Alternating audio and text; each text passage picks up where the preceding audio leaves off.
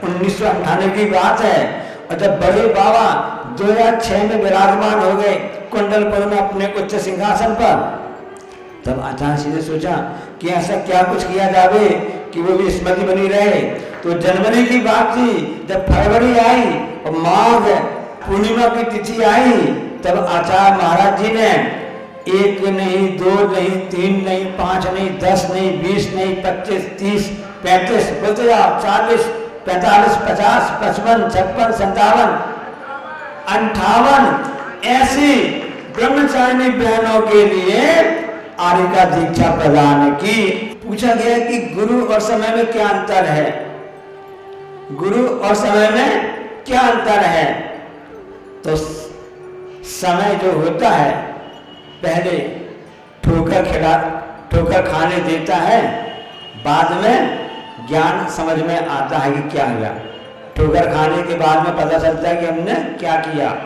और गुरु कैसे होते हैं, पहले सिखा देते हैं, बाद में जब ठोकर खाते तब संभालने के लिए हम सभी गुरु उपकार यही तो कहलाता है।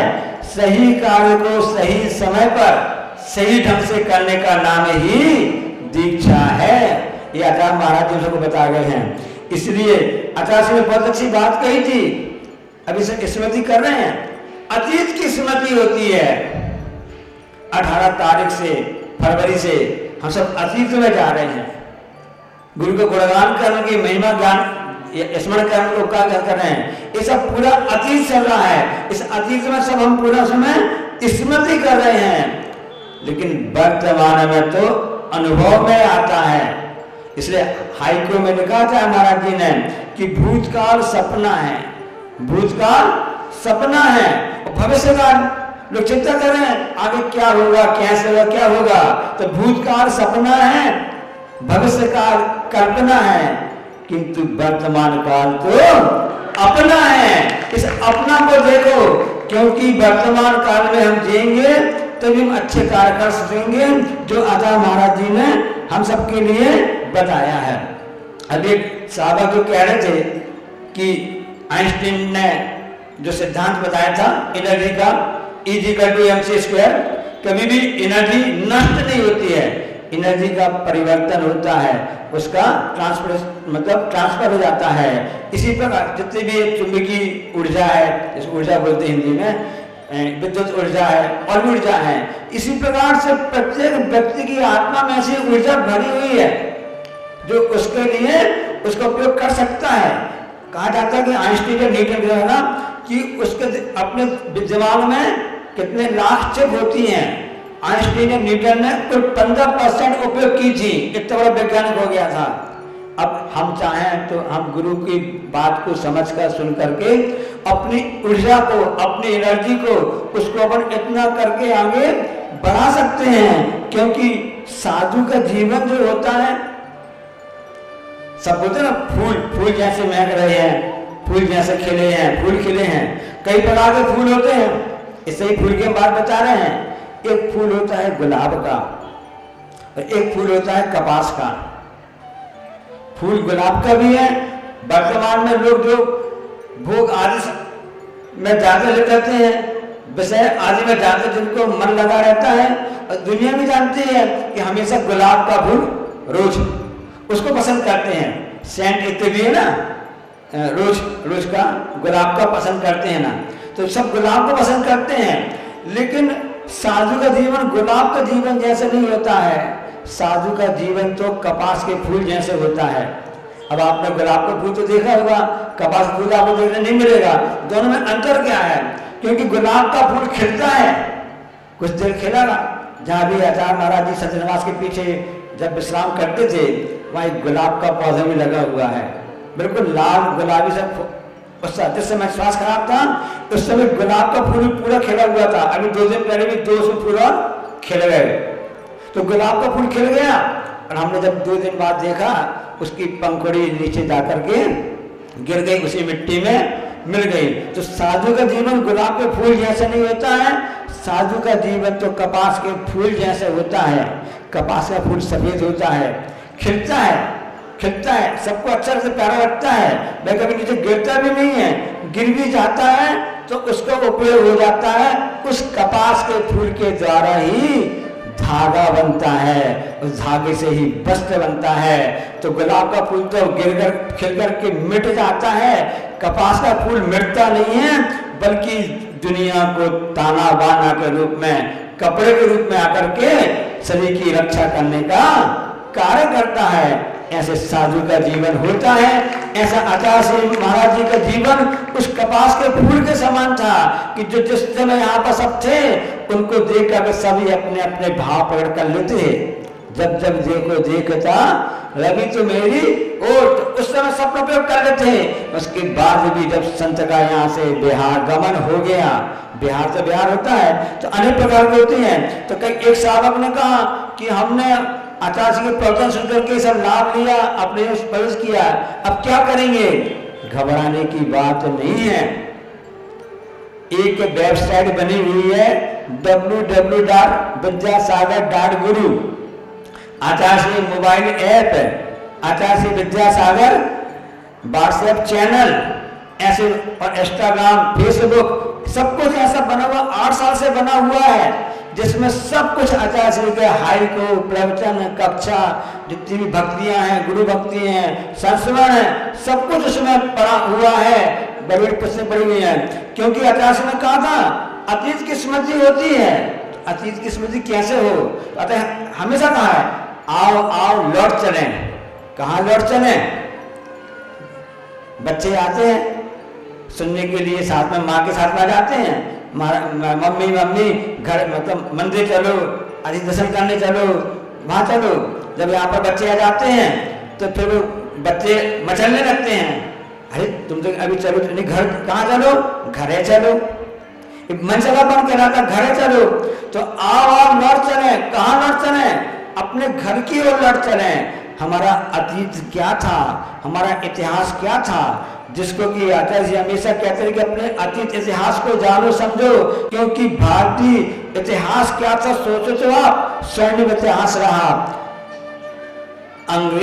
सोने की चिड़िया लुटेरे अंग्रेज, उस पुस्तक के माध्यम से हम अपने इतिहास को जाने समझें। ये तो अतीत की स्मृति हो गई। उससे क्या होगा? उससे हमारा वर्तमान अपना है। हम उस शिक्षा के मूल तत्व को समझेंगे। उस आपको चिंता नहीं करना, सब घर में मोबाइल सब कुछ है, सब आप घर बैठे सबका लाभ ले सकते हैं। आप चाहे तो उसका उपयोग कर सकते हैं। यहाँ तक कि आपने जो गुरु जी से प्राप्त किया है, नियम आदि प्राप्त किया है, गुरु के लिए आपने जो भी आप करना चाहते हैं, आप एक वीडियो बना के भेजिए, उसमें अपलोड एक कीजिए।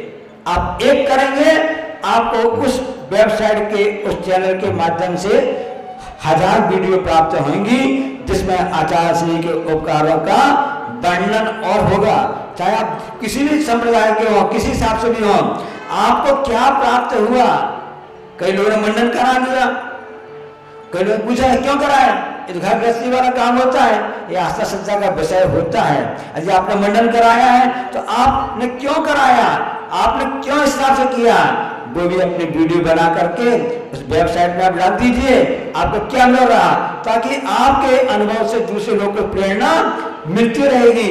अरे जिन गुरु महाराज जी के लिए भारत के प्रधानमंत्री माननीय मोदी जी ने नहीं, बल्कि अनेक देशों के राष्ट्र अपनी श्रद्धांजलि अर्पित की है।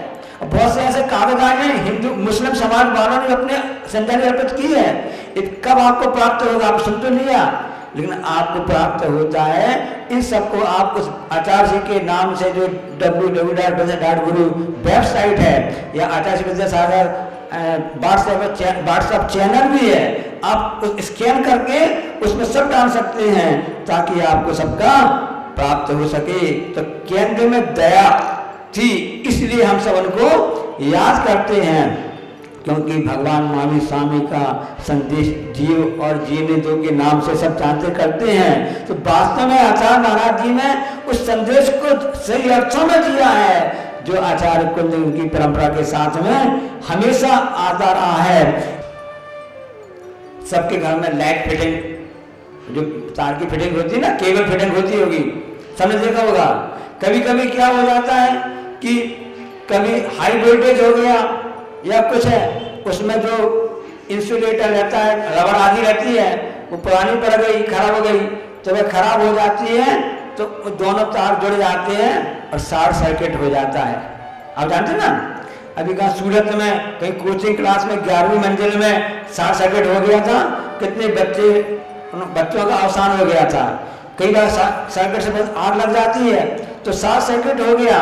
उसका कारण क्या था?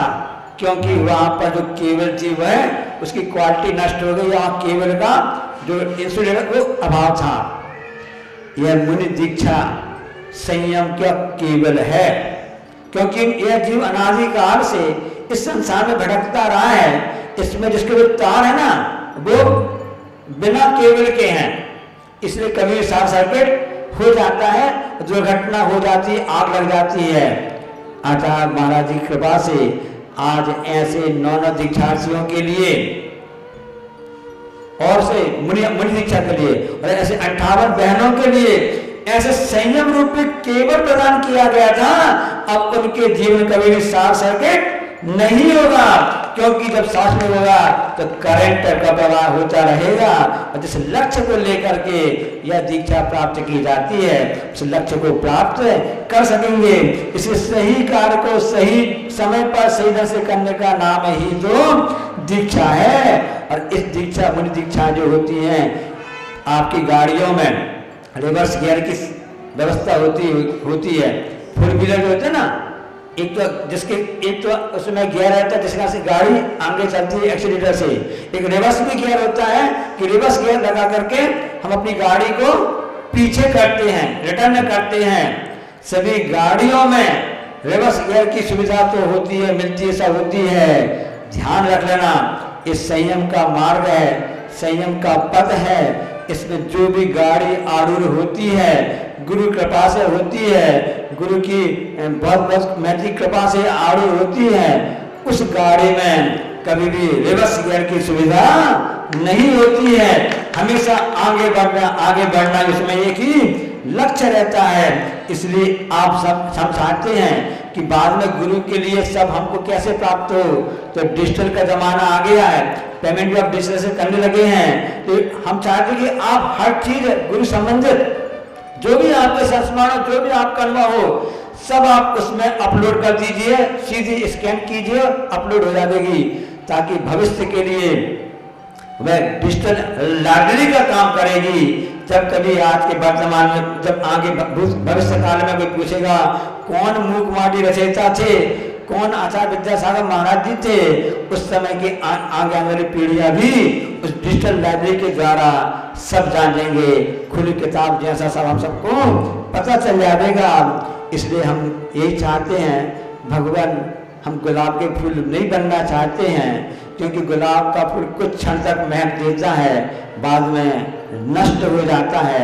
हम तो कपास के फूल बनना चाहते हैं, जो कपास अपने समय जब रहता है तब भी वह अपनी ऊर्जा, एनर्जी और सुगंध आदि प्रदान करता रहता है, और उसका नष्ट भी नहीं होता है, एनर्जी कन्वर्ट हो जाती है। वह कपास का फूल बदल करके धागा बन करके कपास बन धागा बन के वस्त्र बन जाता है। हथकरघा के वस्त्रों के द्वारा हम सबके जीवन की रक्षा करने में सहायक होता है। इसलिए आचार्य श्री ने हथकरघा जैविक खेती के लिए क्यों सपोर्ट किया, तो हमने उसके लिए लिखा है कि हथकरघा व जैविक खेती, हथकरघा व जैविक खेती स्वस्थ रहेंगे बेटा बेटी।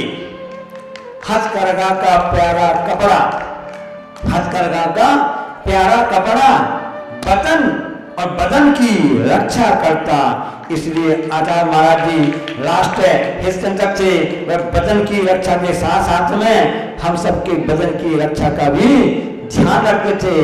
इसलिए ऐसे प्रकल्प हम सबके सामने लाए हैं। सभी ने ऐसा किया है, उस गांधी जी ने सभी ने साथ किया है, लेकिन उन सबके बीच में उन सबको क्यों याद करते हैं, उसकी कड़ी में आचार्य का नाम क्यों जुड़ गया, क्योंकि केंद्र में दया थी। याद इसलिए कर रहे हैं क्योंकि याद का उल्टा दया होता है, और दया का उल्टा याद होता है। ऐसे मूक माटी रचयिता के प्रति हम सभी श्रद्धांजलि अर्पित करते हैं और गुरु के उपकारों का वर्णन करते हुए अपने इसको करते हैं। क्योंकि आचार्य महाराज जी ने बताया था काल का निर्धारण करना आवश्यक होता है। दीक्षा काल, शिक्षा काल और गण पोषण काल, अंत में आत्मिक काल, स्वयं के संलेखना काल होता है। उसी को आचार्य जी ने क्रम क्रम से करके अपने उस लक्ष्य को प्राप्त किया, जिस लक्ष्य को लेकर के उन्हें आचार्य ज्ञान सागर महाराज जी के कर कमलों से यह पिच्छी 1968 में प्राप्त हुई थी।